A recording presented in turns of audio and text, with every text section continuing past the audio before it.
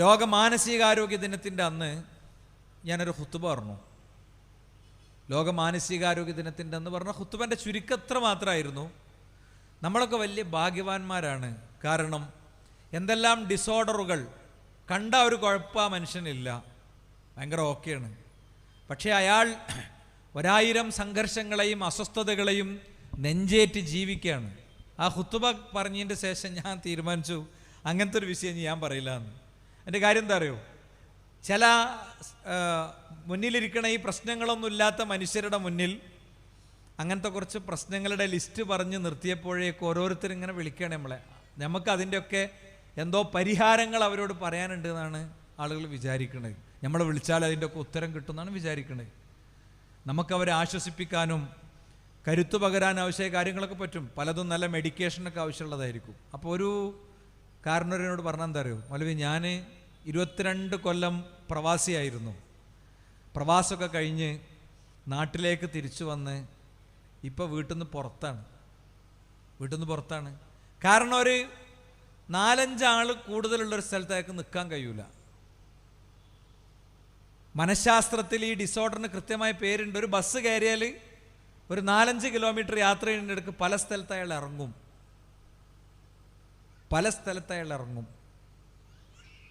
നമ്മൾ പഠിച്ചവൻ എത്ര സ്തുതിക്കണം സഹോദരന്മാരെ. അങ്ങനത്തെ എന്തെങ്കിലും ഒരു വിഷമം നമുക്ക് അള്ളാഹു തന്നിട്ടുണ്ടോ? എത്രയോ ആളുകളുണ്ട് വളരെ സമ്പന്നരായിരിക്കും, അവർക്ക് ഫ്ലൈറ്റ് കയറാൻ പേടിയായിരിക്കും. ഫ്ലൈറ്റ് കയറാൻ പേടിയുള്ളതുകൊണ്ട് മാത്രം ഹജ്ജിനും ഉംറക്കും പോകാതെ പലരെയും ഇങ്ങനെ ഹജ്ജ് ഉംറയൊക്കെ ചെയ്യിപ്പിക്കുന്ന ഒരാളുണ്ട്. അപ്പം അയാളെ പറ്റി അടക്കം പറച്ചിൽ, അയാളിങ്ങനെ ഹജ്ജിനും ഉംറക്കൊക്കെ ഓരോരുത്തർക്ക് പൈസ കൊടുക്കും. അയാൾ ഇന്നേ വരെ പോയിട്ടില്ല, അയാൾക്ക് എന്താ കുറവ്? അങ്ങനെയാണല്ലോ നമ്മളെ ഒരു ശൈലി. അയാൾ പള്ളി കമ്മിറ്റിയിലും കൂടി ഉണ്ടെങ്കിൽ അയാൾ വെറുതെ വിടൂല. അപ്പം ഈ അടക്കം പറച്ചിലുകൾ എത്തിയപ്പോൾ എനിക്ക് അയാളെ വളരെ ചെറിയൊരു സ്പേസ് കിട്ടിയപ്പോൾ ഞാൻ അങ്ങനെ ചോദിച്ചു, നിങ്ങളിപ്പോൾ കഴിഞ്ഞ വർഷം ഈ വർഷമൊക്കെ കുറേ കുടുംബത്തിലും ബന്ധത്തിലൊക്കെ ഉള്ള ആളുകളാക്കിയല്ലോ, അപ്പോൾ ഞങ്ങളിങ്ങനെ ചായ കുടിക്കണം. അയാൾ കണ്ണിന് നിറഞ്ഞു. അല്ലെങ്കിൽ നിങ്ങൾക്ക് അറിയോ, പേടിച്ചിട്ടാണ് ഞാൻ പോകാത്തത്. എനിക്ക് ആലോചിക്കണത് പേടിയാണ്. ഒരു സഹോദരൻ, അദ്ദേഹത്തിൻ്റെ ഭാര്യ രാത്രി ആയാൽ ഇവർ ഓരോരോ ആദികളാണ് ഇവർക്ക്. എന്താ, രാത്രി ആയാൽ ഇവർ ആദ്യം മുന്നിലെ വാതിൽ അടച്ചണമെന്ന് പോയി നോക്കും, എന്നിട്ട് അവിടെ വന്നിരിക്കും. ഇയാളിങ്ങനെ ഉറക്കത്തിലേക്ക് വീഴാനിരിക്കുമ്പോൾ അവരിങ്ങനെ എണീറ്റ് പോകണമാണ്, അടുക്കള വാതിലിൻ്റെ അവിടെ പോകും.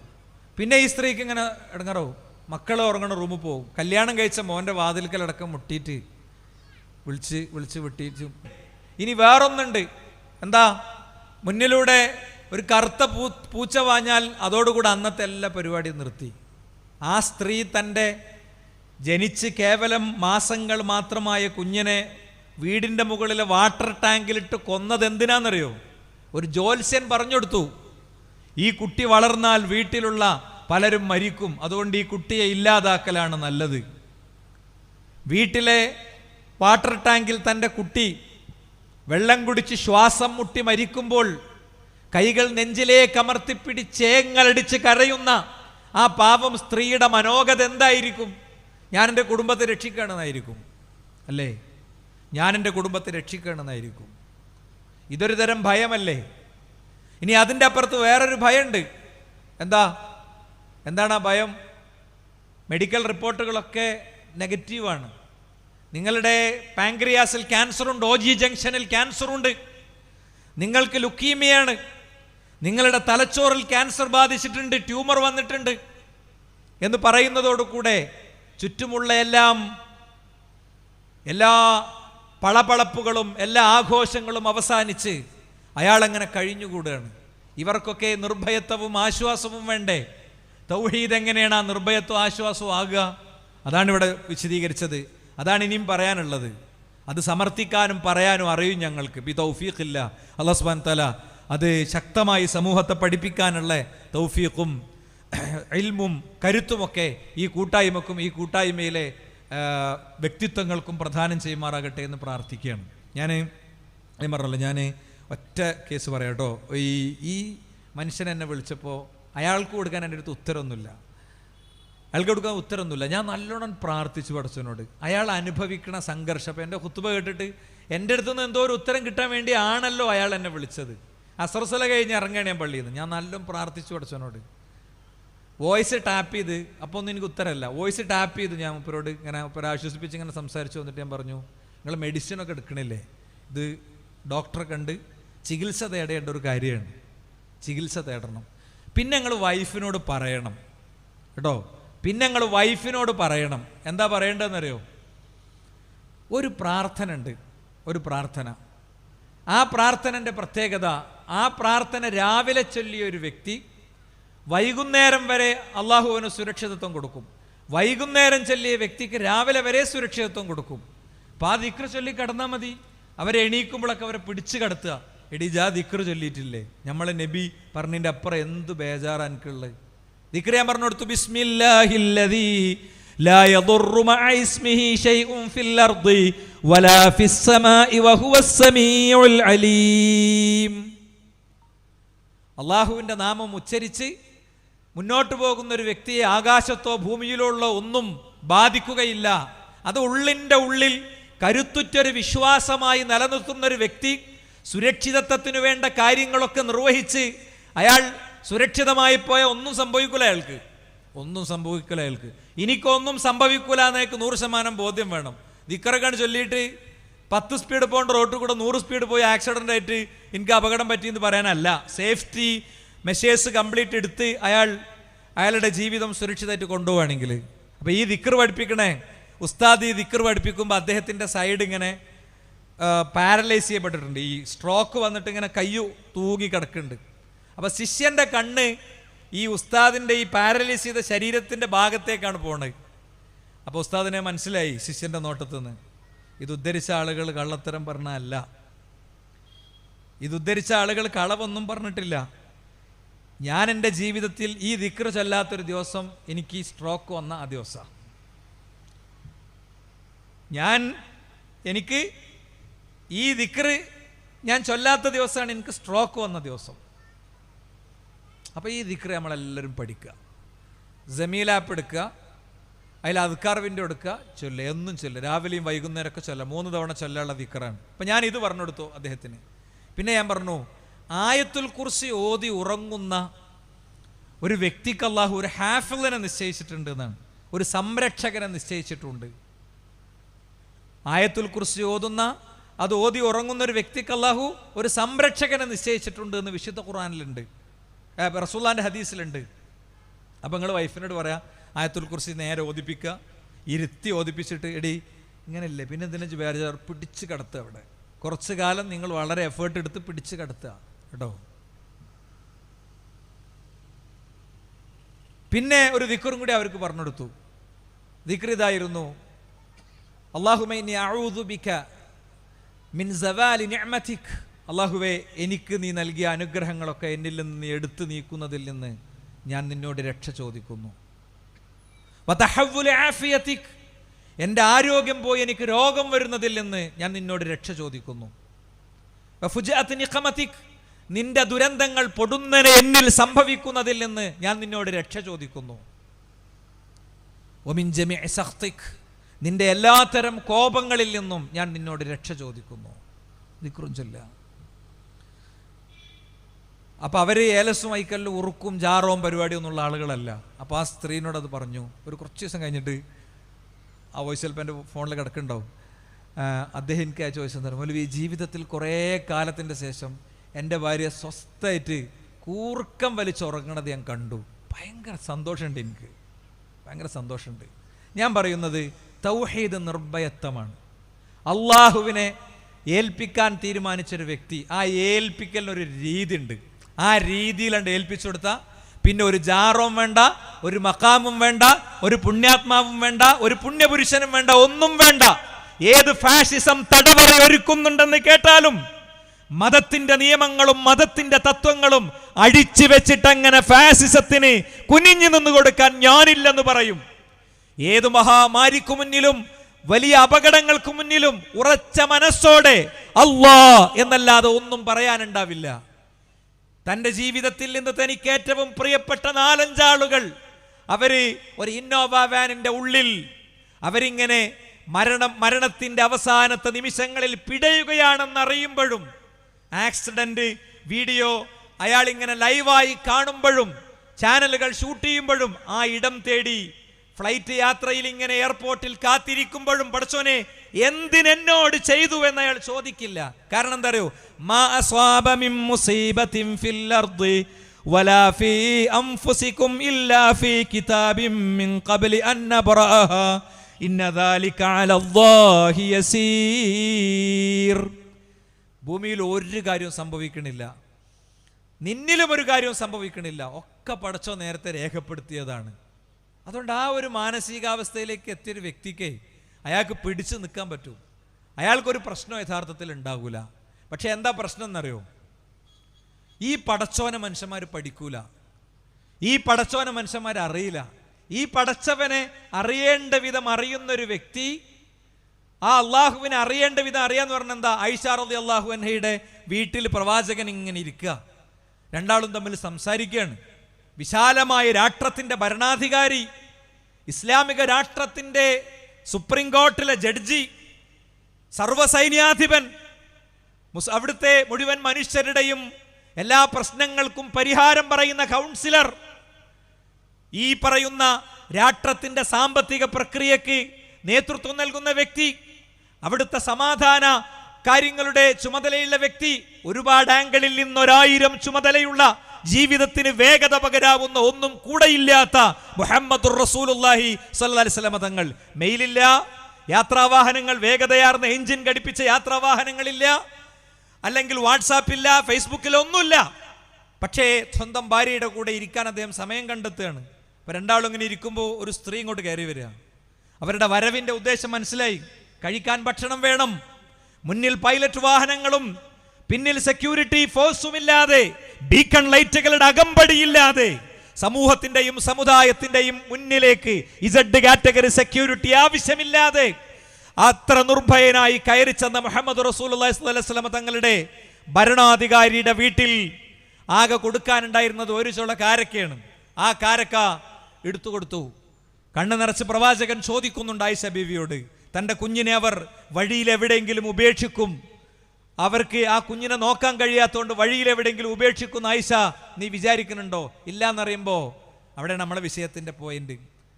അങ്ങനെയാണെങ്കിൽ ആ ഉമ്മാക്ക് ആ കുഞ്ഞിനോടുള്ള സ്നേഹത്തെക്കാളും വലിയ സ്നേഹം അടിമക്ക് അള്ളാഹുവോടുണ്ട്. ആ ഫീലിംഗ് നമുക്ക് എപ്പോഴെങ്കിലും ഉണ്ടായിട്ടുണ്ടോ സഹോദരന്മാരെ?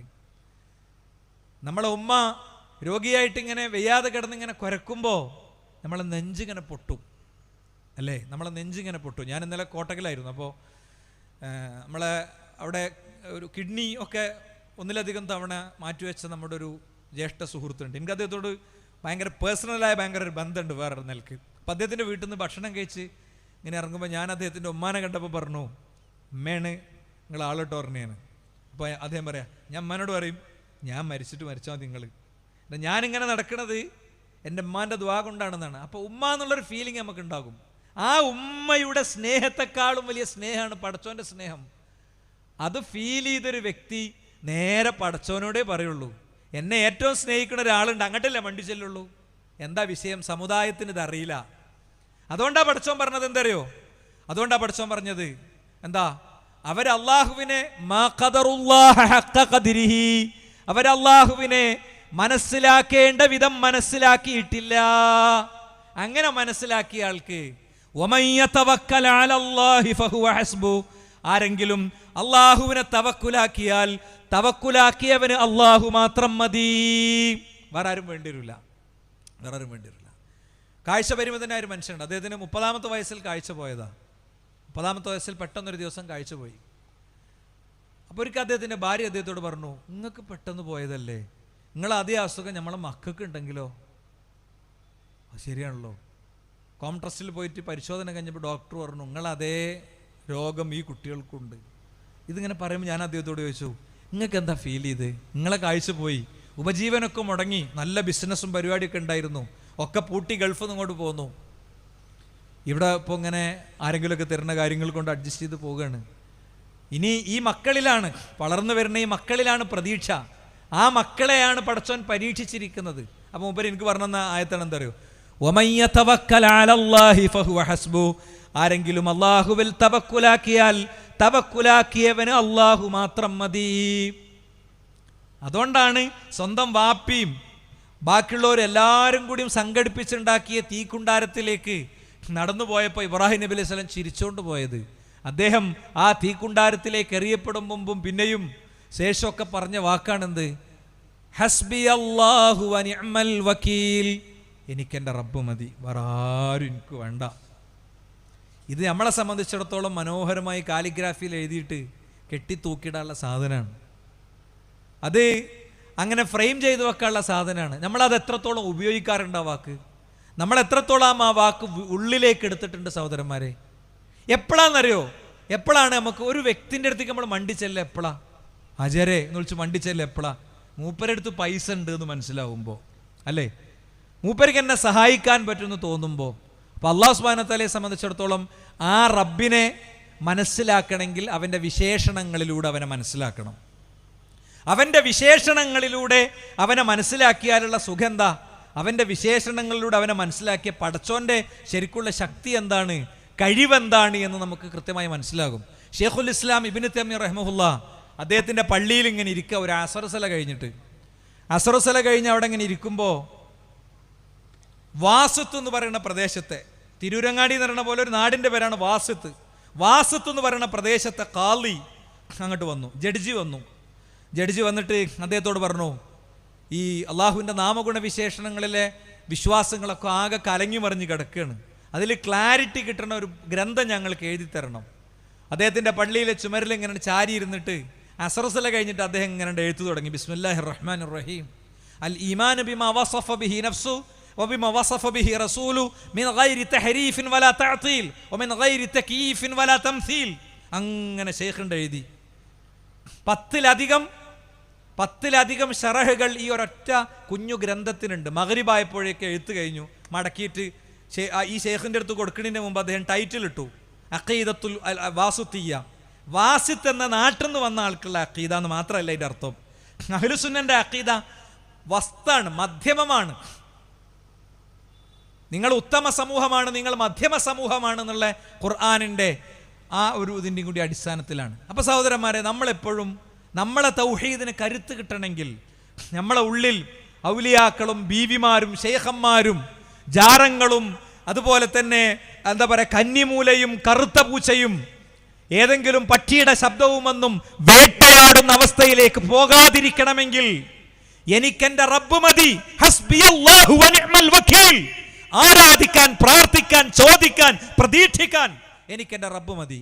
എനിക്കൊരു ജിന്നും വേണ്ട, ഒരു ശൈത്താനും വേണ്ട, ഒരു ജാറവും വേണ്ട, ഒരു പുണ്യാത്മാവും വേണ്ട, ഒരു പുണ്യപുരുഷനും വേണ്ട, ഒരു ആൾത്താരയും വേണ്ട, ഒരാൾ ദൈവവും വേണ്ട എന്ന് പറയണമെങ്കിൽ നമുക്ക് അള്ളാഹുവിനെ കൃത്യമായിട്ട് മനസ്സിലാക്കണം.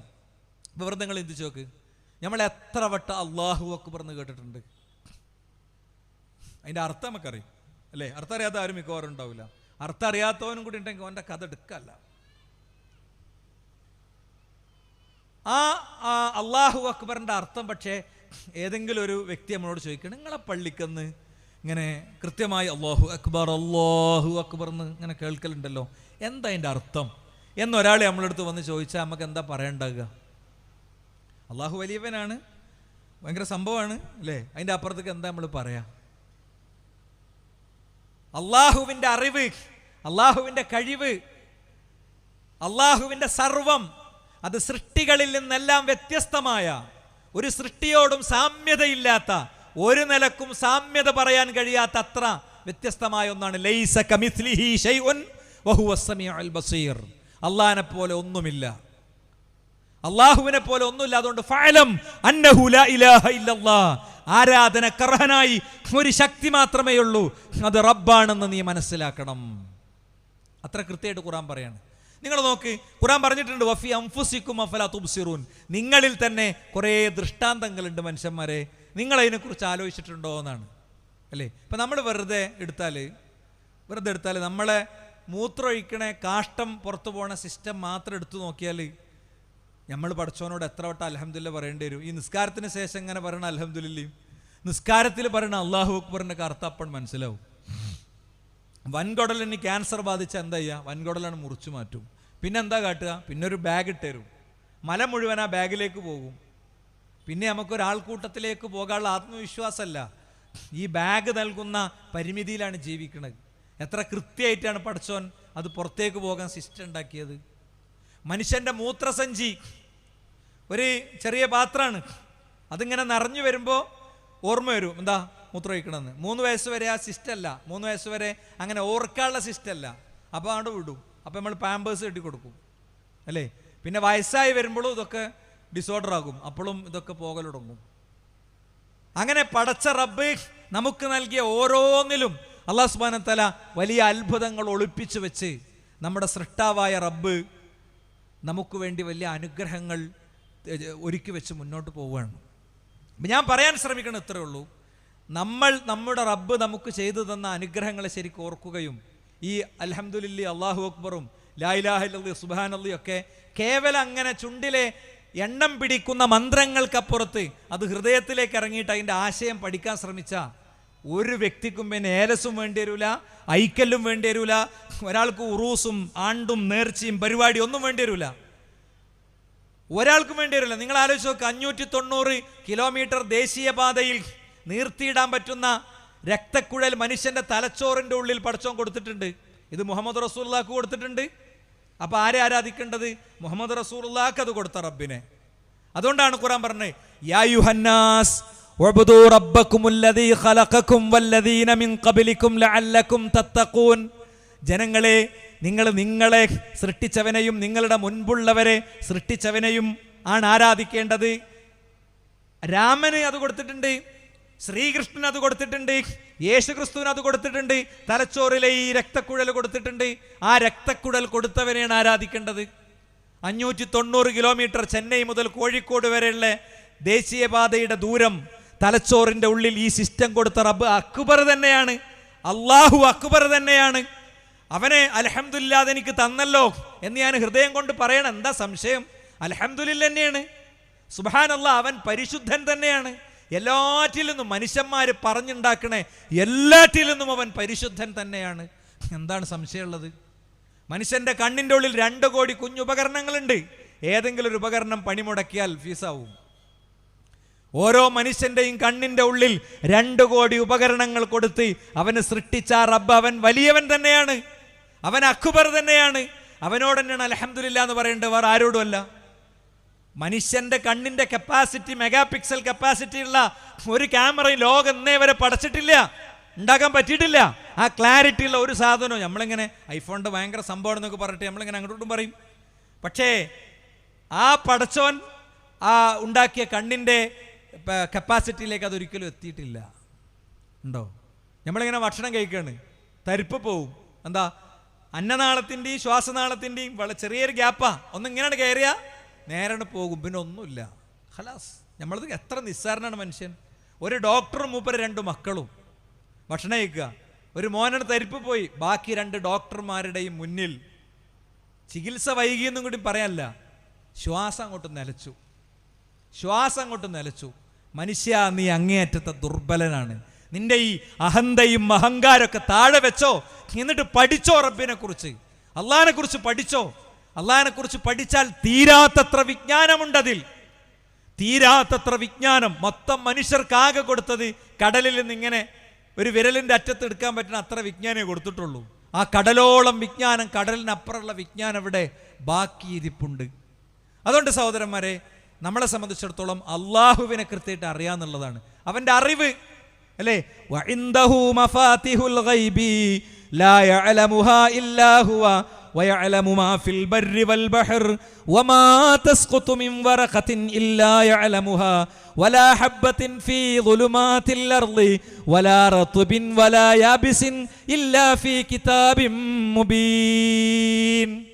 പല തവണ ഖത്തം തീർത്തിട്ടുണ്ടാവും ഇതൊക്കെ. പക്ഷെ എന്താ പ്രശ്നം എന്നറിയോ?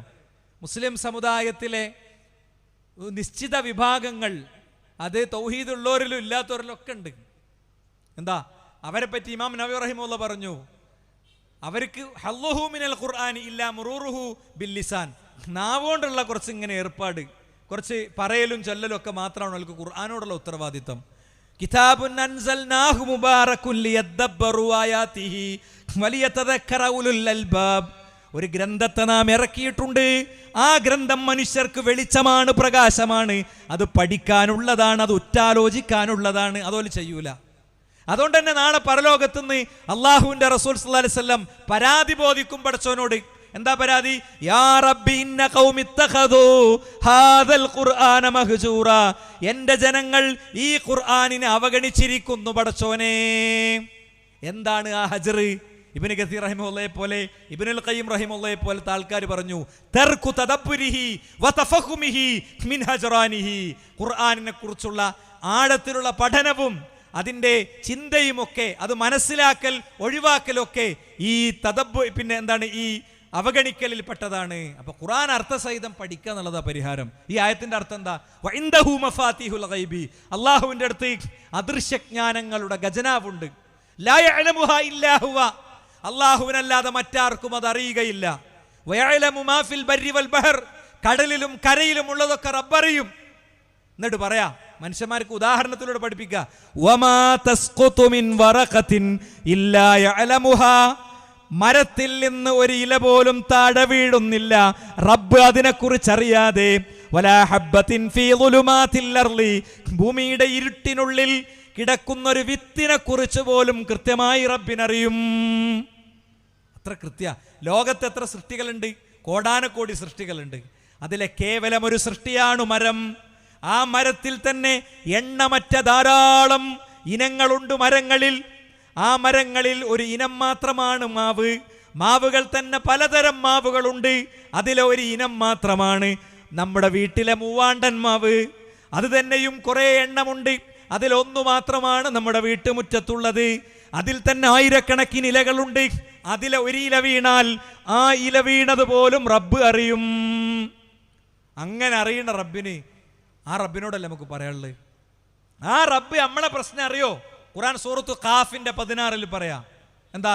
വലഖദ് ഖലഖ്നൽ ഇൻസാന വനഅലമു മാ തുവസ്വിസു ബിഹി നഫ്സു വനഹ്നു അഖറബു ഇലൈഹി മിൻ ഹബ്ലിൽ വരീദ്. ഈ ആയത്തൊക്കെ നമ്മൾ ഓതിപ്പോണുണ്ട്, പക്ഷേ ആയത്ത് നമുക്ക് ഫീൽ ചെയ്യണില്ല, അല്ലേ? വലഖദ് ഖലഖ്നൽ ഇൻസാൻ, നാമാണ് മനുഷ്യനെ പടച്ചത്. വനഅലമു മാ തുവസ്വിസു ബിഹി നഫ്സു, അവന്റെ ഉള്ളിലെ എല്ലാ വിചാരങ്ങളും തോന്നലുകളും എനിക്കറിയാം. വനഹ്നു അഖറബു ഇലൈഹി മിൻ ഹബ്ലിൽ വരീദ്, അവന്റെ ഖണ്ഡനാടിയോളം അടുത്ത് ഞാനുണ്ട്. ഇതൊക്കെ ഉണ്ടായാലും നേരെ നാഗൂർക്കും അജ്മീർക്കും അമ്പർത്തുക്കും പുത്തമ്പള്ളിക്കും ബാഗ്ദാദുക്കും അറിയപ്പെട്ട വ്യക്തിയിലേക്കും അറിയപ്പെടാത്ത ആളിലേക്കും ഒക്കെയാണ് ഓന്റെ സങ്കടം പറയാ. അവരിത് കേൾക്കോ? ഇൻ തദഉഹും ലാ യസ്മഉ ദുആഅകും വലൗ സമിഉ മസ്തജാബു ലക്കും വയൗമൽ ഖിയാമത്തി യക്ഫുറൂന ബിശിർകികും ഫലാ യുനബ്ബിഉക മിസ്ലു ഖബീർ. നിങ്ങൾ അവരെ വിളിച്ച് പ്രാർത്ഥിച്ചാൽ അവരത് കേൾക്കൂല, അവർ നിങ്ങൾക്ക് ഉത്തരം നൽകൂല. ഈ നിങ്ങളുടെ വിളി, ഈ നിങ്ങളുടെ തേട്ടം, അതിന് നിങ്ങൾ എന്ത് പേരിട്ടാലും, സ്വതന്ത്ര കഴിവിന്റെ അടിസ്ഥാനത്തിൽ ചോദിച്ചതെന്നോ അല്ലാത്തതെന്നോ, പ്രാർത്ഥനയെന്നോ സഹായതേട്ടമെന്നോ എന്ത് പേരിട്ടാലും ആ ചോദിച്ച ചോദ്യമില്ലേ, അത് ശിർക്കാണ്. ആ ശിർക്കിനെ അവർ നിരാകരിക്കുകയും ചെയ്യും. അതുകൊണ്ട് അള്ളാഹുവിന്റെ ഖുർആൻ പറയാണ്, ലഹു ദഅവത്തുൽ ഹഖ്, യഥാർത്ഥ പ്രാർത്ഥനക്കുള്ള അവകാശം റബ്ബിനുള്ളതാണ്. ലഹു ദഅവത്തുൽ ഹഖ് വല്ലദീന യദ്ഊന മിൻ ദൂനിഹി ലാ യസ്തജീബൂന ലഹും ബിശൈഇൻ ഇല്ലാ കബാസുതി കഫൈഹി ഇലൽ മാഇ ലിയബ്ലുഗ ഫാഹു വമാ ഹുവ ബിബാലിഗിഹി വമാ ദുആഉൽ കാഫിരീന ഇല്ലാ ഫീ ളലാൽ. അല്ലാഹുവിന് പുറമെ നിങ്ങൾ വിളിച്ച് പ്രാർത്ഥിക്കുന്ന ആൾക്കാർക്ക് ഒരു ചുക്കും ചെയ്തു തരാൻ പറ്റൂല. നിങ്ങളിങ്ങനെ ഒരു വെള്ളപാത്രത്തിന്റെ മുമ്പിൽ ഇങ്ങനെ കൈ നീട്ടി നിന്നാൽ വെള്ളം തൊണ്ടയിലേക്ക് വരാത്തതുപോലെ തന്നെ നിങ്ങളുടെ ജീവിതത്തിലെ സങ്കടങ്ങളൊന്നും പറഞ്ഞാൽ ആരും കേൾക്കൂല. ഈ സൂറത്തു ഖാഫിലെ 16-ാമത്തെ ആയത്തെ അതിങ്ങനെ ഖുതുബയിൽ ഓതുമ്പോൾ എൻ്റെ ഒരു സദസ്സിൽ ഉണ്ടായിരുന്ന ഒരാളെ ഞാനിങ്ങനെ ശ്രദ്ധിക്കുമ്പോൾ ഞാൻ ആ ആയത്ത് ഇങ്ങനെ എപ്പോതില്ല, ഞാൻ കൂടുതൽ ഓതുന്ന ആയത്താണ്. അങ്ങനെ ഉണ്ടാവും ചില ആയത്തും ചില പോയിന്റൊക്കെ എങ്ങനെ നമ്മൾ സ്ക്രിപ്റ്റ് ഒന്ന് ഒഴിവാക്കിയാലും അത് കയറി വരും. കാരണം അത് നമ്മൾ അങ്ങനെ ഹൃദയത്തിൽ ഉൾക്കിടലുണ്ടാക്കിയ സാധന. അപ്പോൾ ഇത് എൻ്റെ കൂടെ അങ്ങനെ ഓതുകയാണ്. ആളിങ്ങനെ ഇരുന്നിട്ട് തല ഇങ്ങനെ ആട്ടിയിട്ട് കണ്ണിങ്ങനെ നിറച്ചിട്ട് ഇങ്ങനെ ഓതും. അപ്പം ഞങ്ങൾ രണ്ടാളും മാത്രമുള്ളൊരു സമയത്ത് ഞാൻ മൂപ്പരോട് ചോദിച്ചു, നിങ്ങൾക്ക് ഈ ആയത്ത് ഭയങ്കര ഇഷ്ടമല്ലേ? ഏതായത്ത്? മനുഷ്യനെ പടച്ച റബ്ബ് അവൻ്റെ ഉള്ളിലെ എല്ലാ വിഷമങ്ങളും വേദനകളൊക്കെ അറിയുന്നുണ്ട്, അവൻ സമീപസ്ഥനാണെന്നുള്ള ആയത്ത് നിങ്ങൾക്ക് ഭയങ്കര ഇഷ്ടമല്ലേ? നിങ്ങളത് ഞാനിങ്ങനെ ഓതുമ്പോൾ എൻ്റെ കൂടെ ഓതലുണ്ടല്ലോ, നിങ്ങളെ കണ്ണിങ്ങനെ നിറയണ ഞാൻ കാണലുണ്ടല്ലോ. അപ്പോൾ അദ്ദേഹം പറയാം, മൗലവി 3-4 സഹോദരങ്ങളുണ്ട് എനിക്ക്, ഞങ്ങൾക്കൊക്കെ പെൺകുട്ടികളെ തോന്നെ, ആൺകുട്ടികൾ ഇല്ലാന്ന് തന്നെ പറയാം. ഉള്ളൊരു കുട്ടിയുണ്ടോ, അവൻ്റെ ബുദ്ധിയും ഇതൊന്നുമില്ല. അപ്പോൾ ഇവരൊക്കെ കല്യാണക്കാര്യം എൻ്റെ ഡ്യൂട്ടിയാണ്, മൂത്ത കാരണവരും എന്നുള്ളവർക്ക്. പുതിയാപ്പിള കണ്ടെത്തലും കെട്ടിക്കലും അന്വേഷിക്കലൊക്കെ ഞാനാ. ഓലൊന്നിനും വരലില്ല. ഓല ആ കല്യാണത്തിൻ്റെ നേരമാകുമ്പോൾ വരും. അത് അവിടുന്ന് എന്ത് ചെയ്യുന്നത് വെച്ചാൽ ഓല ഈ ഇവൻറ്റ് മാനേജ്മെൻറ്റ് ടീമിനെ കേൾപ്പിച്ച് അതിനൊന്നും ഇടങ്ങാറാക്കൊന്നുമില്ല. പക്ഷെ എന്താ അറിയോ, ഈ കുടുംബത്തിൽ ആദ്യം കല്യാണം കഴിച്ച് പോകേണ്ടത് എൻ്റെ മോളാ. 40 വയസ്സ് പിന്നിട്ട് അപ്പോഴൊക്കെ കല്യാണം വന്നിട്ടില്ല. നീളം കുറച്ച് കുറവാണ്, കളറും കുറച്ച് കുറവാണ്, വേറൊരു കുഴപ്പമൊന്നും കുട്ടിക്കില്ല. എന്നാൽ എല്ലാവർക്കും ഉള്ള വലിയ കാര്യം എല്ലാവരും ഭയങ്കരമായിട്ട് പരിഗണിക്കും. അവളെല്ലാവർക്കും മൈലാഞ്ചിട്ട് കൊടുക്കും. കല്യാണത്തിൻ്റെ രാത്രിയിൽ മൈലാഞ്ചിട്ട് കൊടുക്കും അവൾ. ഞാനിങ്ങനെ ആ രാത്രിയിലൊക്കെ അവളെങ്ങനെ നിരീക്ഷിക്കും. അവളെ മുഖത്തുണ്ട് മൊലുവി, എല്ലാ സങ്കടവും. ഒരാളും അവളെ കാണാൻ വന്നിട്ടില്ല. ഞാനൊരു ഭയങ്കര സാധുവാണ് കേട്ടോ, ഞാൻ ഭയങ്കര സാധുവായൊരു മനുഷ്യനാണ്. എനിക്കാണെങ്കിൽ എന്താ അറിയില്ല, ഓളോടൊന്നും വർത്താനം പറയാനും പറ്റലില്ല. പക്ഷെ എൻ്റെ കുട്ടി നല്ല കുട്ടിയവള് ഇങ്ങനെ പറയണം മൂപ്പര് കേട്ടോ. അപ്പം ശരിക്കും നിങ്ങൾ ആലോചിച്ച് നോക്ക്, 22 വയസ്സായ അനിയൻ്റെ മോളെ കല്യാണത്തിൻ്റെ പന്തലിലിരുന്ന് ഇയാൾ ബിരിയാണി കഴിക്കുമ്പോൾ 40കാരിയായ അവിവാഹിതയായ തൻ്റെ മകളെക്കുറിച്ച് ഓർക്കുന്ന ആ മനുഷ്യൻ്റെ ആ ബിരിയാണിൻ്റെ രുചി എന്താണെന്ന് പഠിച്ചോൻ അറിയുന്നതാണ് ആയത്തിൻ്റെ അർത്ഥം. 1.5 വയസ്സായ കുട്ടിക്ക് ഐസിയുവിൻ്റെ മുമ്പിൽ കുപ്പിപ്പാൽ കൊടുത്തിരിക്കുമ്പോൾ 2 ദിവസമായി അബോധാവസ്ഥയിൽ കഴിയുന്ന സ്വന്തം ഭാര്യയെക്കുറിച്ചുള്ള ചിന്തകളുടെ സംഘട്ടനങ്ങളുടെ കടലടിക്കലുകൾ ഉള്ള ആ മനുഷ്യൻ്റെ, ആ ചെറുപ്പക്കാരൻ്റെ ആ 1.5 വയസ്സായ കുട്ടിനെങ്ങനെ തോളിലിട്ട് ആട്ടി ഉറക്കാൻ ശ്രമിക്കുന്ന ആ ഉപ്പാൻ്റെ സങ്കടങ്ങൾ അറിയുന്നതാണ് എൻ്റെ അർത്ഥം. മിംസ് ഡോക്ടറെ മുന്നിൽ നിന്ന് നിങ്ങൾക്ക് ക്യാൻസറാണ്, നിങ്ങൾക്ക് ക്രിയേറ്റിൻ കൂടിയിരിക്കുന്നു, നിങ്ങൾ ഡയാലിസിസ് തുടങ്ങണം എന്നൊക്കെ പറഞ്ഞ് തിരിച്ച് മോൻ്റെ കൂടെ കാറിലിങ്ങനെ മടങ്ങുമ്പോൾ അയാളുടെ ഉള്ളിലെ വേദനകളുടെ കഥയറിയാമെന്നാണ് ആ പറഞ്ഞതിൻ്റെ അർത്ഥം. കുട്ടി നീറ്റ് എക്സാം എഴുതി വന്നുകൊണ്ടിരിക്കുകയാണ്. അവൾ ഒരുപാട് കഷ്ടപ്പെട്ടിട്ടുണ്ട്. 2 കാലും പാത്രത്തിലും വെച്ച് അങ്ങനെ ഇരുന്ന് പഠിക്കണോള്, കഷ്ടപ്പെടുകയാണോള്. അവളെ വാപ്പാൻ്റെ ഒരു കൊച്ചാഗ്രഹമായിരുന്നു അവൾ ഡോക്ടറായി കാണണം എന്നുള്ളത്. അപ്പോൾ അവളുടെ മാർക്ക് എന്തായിരിക്കും, ഇങ്ങനത്തെ കാര്യം എന്തായിരിക്കും, ആ കുട്ടിയുടെ മനസ്സെന്തായിരിക്കും അള്ളാഹുവിന് അറിയാമെന്നാണ് ആ പറഞ്ഞത് അല്ലേ. കൂട്ടുകുടുംബത്തിന്റെ ഉള്ളിൽ കുറച്ചൊരു കരുത്തും പവറുമുള്ളവർ വാക്കുകൊണ്ടും നോക്കുകൊണ്ടും ക്രൂരമായി ദ്രോഹിക്കുമ്പോൾ ഒന്നും മിണ്ടാൻ പോലും അവകാശമില്ലാതെ വീട്ടിൻ്റെ ഉള്ളിൽ അടക്കപ്പെട്ട മരുമകൾ അവളുടെ ബെഡ്റൂമിൽ ഇരുന്ന് കരയുമ്പോൾ അവളുടെ ഉള്ളിലെ നൊമ്പരങ്ങളുടെ കഥ അള്ളാഹുവിനും അറിയാമെന്നാണ് ആ പറഞ്ഞത്.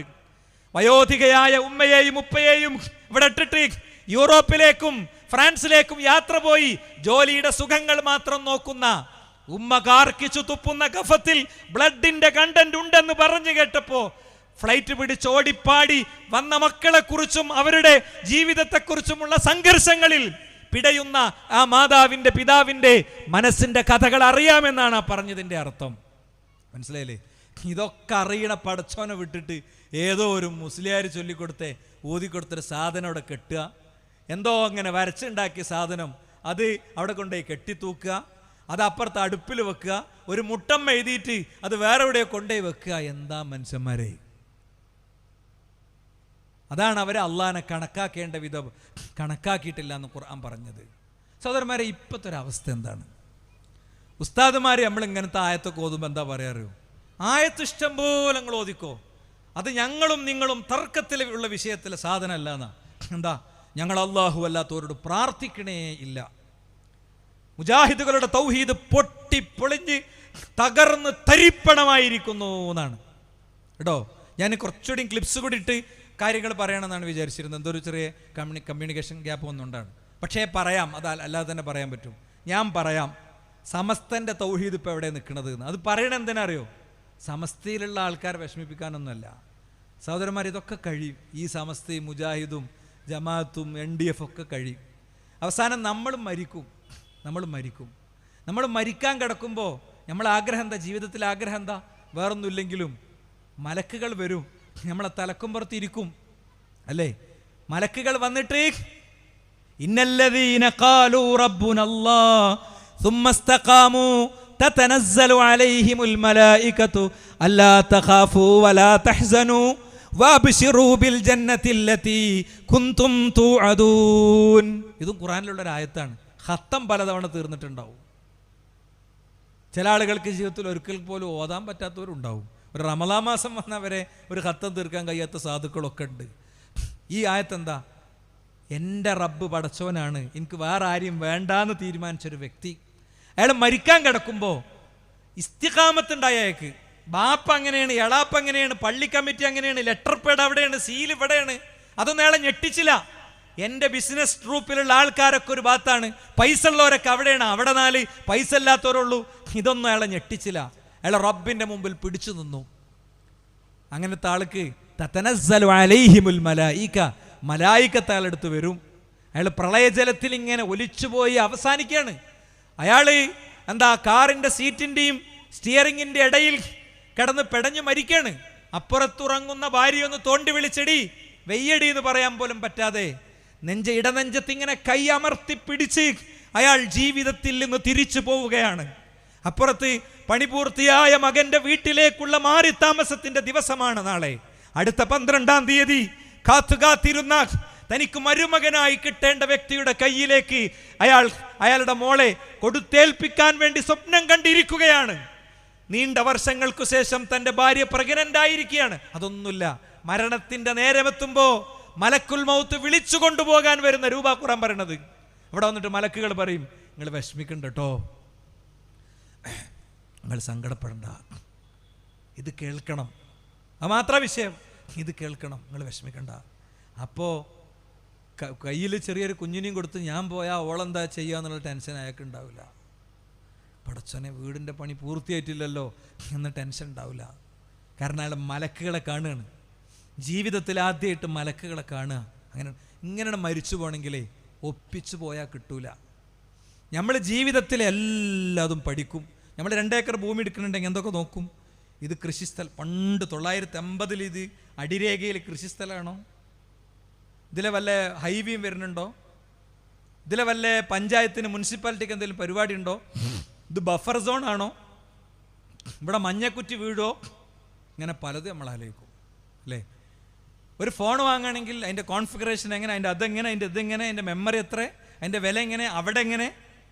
ഒരു സ്ത്രീകളൊക്കെ ഒരു ഡ്രസ്സ് എടുക്കാൻ കയറിയാൽ ഞങ്ങളിപ്പോൾ 2ാമത്തെ അവിടെ നിന്ന് കിട്ടാത്തതുകൊണ്ട് 3ാമത്തോടത്തേക്ക് പോവുകയാണെന്നാ പറയാം. ടെക്സ്റ്റൈൽസ് കയറിയിട്ടേ ഒക്കെ റെഡിയാണ്. ഒരു പുള്ളി അറണ്ട് കയറി ആണുങ്ങൾക്ക് പിരാന്തടിക്കുക. നിങ്ങളെ എടുത്തിട്ടാണ് പറയും ഞാനൊന്ന് പോവുകയാണ് കയറി നമ്മൾ അല്ലേ, അത്ര പരിശോധിക്കും. പക്ഷേ നമ്മൾ സ്വീകരിക്കണ ദീന് അതില്ല, ദീന് പരിശോധിക്കൂല. സഹോദരന്മാരെ, എന്താ സംഭവം എന്ന് പറയുന്നത്? ഈ ഡെക്കറേറ്റ് ചെയ്യുന്നിടത്തൊക്കെ പോയിട്ടുണ്ട് സാധനം. ഇപ്പോൾ പടച്ചോന് CM എന്ന് പറയുന്ന വ്യക്തിയാണെന്നാണ്. CM ഞങ്ങളെ പടച്ചോനാണെന്ന പാട്ടിറങ്ങിയത്. CM ഞങ്ങളെ പടച്ചോനാണ്. അപ്പം നിങ്ങൾ വിചാരിക്കും അതേതോ ഒരു കുട്ടി ഒരു പാട്ട് പാടിയതല്ലേ, അത് നിങ്ങൾ സംഘടനകൾ പരസ്പരമുള്ള മാച്ച് ഡൈറ്റാക്കാൻ വേണ്ടി കൊണ്ടുവരണമല്ല. അത് ഞങ്ങൾ ചെയ്യൂല. അത് ഞങ്ങൾ ചെയ്താൽ എന്താ അറിയോ, ഞങ്ങളെ ആളുകൾ തന്നെ ചോദിക്കും അല്ലേ, അത് വേണം അത്ര ഒരു സംഭവമാക്കണോ, അതിപ്പോൾ ഒരു കുട്ടി ഇങ്ങനെ ചെയ്തൊരു സാധനമല്ലേ എന്ന് ഇവിടുന്ന് ഇറങ്ങണീൻ്റെ മുമ്പ് ചോദ്യം വരും. ഇറങ്ങണീന് പിന്നെ അതെന്താ അറിയോ, ഇതൊരു ഇബാദത്താണ് എടുക്കണത്, ഇതൊരു ഇബാദത്താണ്. ഈ നേരത്തെ ഇത് നമുക്ക് ഫർലാന്ന് വിചാരിച്ചിട്ടാണ് എടുക്കണത്. അല്ലെങ്കിൽ കുട്ടികളെ കളിപ്പിക്കും പെരയിൽ, അല്ലെങ്കിൽ കുട്ടികളെ കളിപ്പിക്കും. അതുകൊണ്ട് അങ്ങനെ നമ്മൾ ചതിക്കൂല. അതല്ല എന്ന് പറയാനുള്ള കാരണം എന്താ അറിയോ, അതേ വ്യക്തി അടുത്ത പാട്ട് പാടിയപ്പോൾ ഹയ്യുൽ ഖയ്യൂമാണ് ഞങ്ങളെ ശൈഖ് എന്നാണ് പറഞ്ഞത്. ഒക്കെ നിങ്ങൾക്ക് കേൾക്കാൻ പറ്റൂ. ഞാൻ അത് പബ്ലിക് ഡൊമൈനുള്ള സാധനമാണ്. സംശയമുള്ളവർ എൻ്റെ വാട്സാപ്പ് നമ്പർ വാങ്ങിയിട്ട് ഒന്നെന്നോട് ബന്ധപ്പെട്ടാൽ മതി, ഞാൻ അങ്ങ് ഇട്ടുതരും. ഉസ്താദുമാർ പറഞ്ഞമാതിരി പറയില്ല കേട്ടോ, അങ്ങനെ ഇട്ടുതരും. ഹയ്യുൽ ഖയ്യൂമാണെന്നാണ്. അതുകൊണ്ട് തീർന്നിട്ടുണ്ടെങ്കിൽ പ്രശ്നമല്ല. എന്താ അള്ളാഹ്ക്ക് പറഞ്ഞ എല്ലാ വിശേഷണവും കുൻ എന്ന് അല്ലേ? അള്ളാഹുവിൻ്റെ പ്രത്യേകത എന്താ? അള്ളാഹു കുൻ പറഞ്ഞാൽ എന്തുണ്ടാവും? കുൻ എന്നത് ഔലിയാക്കൾ പറഞ്ഞാൽ ഉണ്ടാകുന്ന. ഔലിയാക്കള് ഗർഭത്തിലുള്ള ആൺകുട്ടിനെ പെൺകുട്ടിയാക്കും, പെൺകുട്ടിനെ ആൺകുട്ടിയാക്കും. ജനിച്ച കുട്ടി പെൺകുട്ടിയായപ്പോൾ കരഞ്ഞുകൊണ്ട് വരിക. ഇതൊക്കെ എന്ത് മെസ്സേജായി കൊടുക്കണേ? പെൺകുട്ടിയായപ്പോൾ എന്തിനാ കരയണു? പൊളിറ്റിക്കലി വളരെ ഇൻകറക്റ്റ് ആയിട്ടുള്ള ഒരു വേഡിങ് ആണത്. അപ്പോൾ ഷെയ്ഖ് ഇതൊക്കെ ഒന്ന് മാറ്റിയിട്ട് ആ ഗുഹ്യാവയവത്തിൻ്റെ അവിടെ ഒന്നും കൂടി ആ തുണി ഒന്നും ഇട്ടിട്ട് പോയിക്കോ, ചെന്ന് നോക്കിയപ്പോൾ ആൺകുട്ടി. ഇതൊക്കെ വിശ്വസിക്കാണ് നിനക്ക് തെളിവുണ്ടെന്നാ പറയണേ. എല്ലാറ്റിനുള്ള തെളിവ് എന്താ അറിയോ? വല്ലാഹു അലാ കുല്ലി ഷൈഇൻ ഖദീർ എന്നാണ് അള്ളാഹുവിൻ്റെ വിഷയത്തിലുള്ള തെളിവെന്തെങ്കിൽ. നേരെ തിരിച്ച് യർസുഖു മൻ യശാഉ ബിഗൈരി ഹിസാബ്. ഇതാ ഉസ്താദുമാർ ഓതനായത്ത്. അള്ളാഹു ഉദ്ദേശിച്ചവർക്ക് ഇഷ്ടം പോലെ കൊടുക്കും. അതാണ് അള്ളാന്റെ കഴിവ് പടപ്പുകൾക്ക് കൊടുക്കുന്നുള്ളതിന്റെ തെളിവ്. ഇത് യൂസുഫ് അലിക്ക് ഇഷ്ടം പോലെ കൊടുക്കും, അതിന്റെ തെളിവാ. ചില ആൾക്ക് മക്കളെ ഇഷ്ടം പോലെ കൊടുക്കും. അള്ളാന്റെ കഴിവ് പടപ്പുകൾക്ക് കൊടുക്കുന്നുള്ളതിന്റെ തെളിവല്ല. ശരിക്ക് പഠിച്ചോളി നിങ്ങൾ. എവിടെയാണ് സമസ്തക്ക് തെറ്റിയത്? അള്ളാഹുവിന്റെ കഴിവിനെ അഭൗതിക കഴിവ് എന്നാ വിളിക്കുക. നല്ലോണം മണിയായിട്ട് പഠിച്ചോളി. ഒരു സംശയമല്ല, വളരെ ക്ലിയർ ആണ് വിഷയം. അള്ളാഹുവിന്റെ കഴിവിന് റബ്ബിന്റെ കഴിവ് ആർക്കില്ല. എന്താ അതിന്റെ തെളിവ്? ലൈസ കമിസ്ലിഹി ശൈഉൻ വഹുവ സമീഉൽ ബസീർ. അള്ളാനെ പോലെ ആരുമില്ല, അള്ളാനെ പോലെ ഒന്നുമില്ല. അള്ളാഹുവിനുള്ള ശക്തി ഒരു ശക്തിക്കുമില്ല.